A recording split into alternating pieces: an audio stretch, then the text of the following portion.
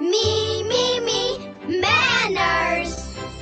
Don't forget. Mimi loved playing. Her room was full of blocks, dolls, and sparkly things. "Time to clean up, Mimi Bear," called Mama. Mimi looked at the big mess. Oh no, her happy smile started to wobble. So many toys. Mimi felt a big, grumpy feeling growing in her tummy. She wanted to stomp her feet and shout no. It felt like too much work, and she felt a little bit like crying. Mama saw Mimi's wobbly face.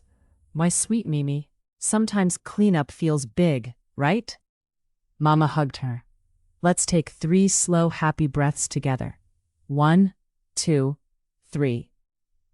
Mimi took a big breath in, smelling her favorite flower, and blew it out slowly, like a gentle breeze.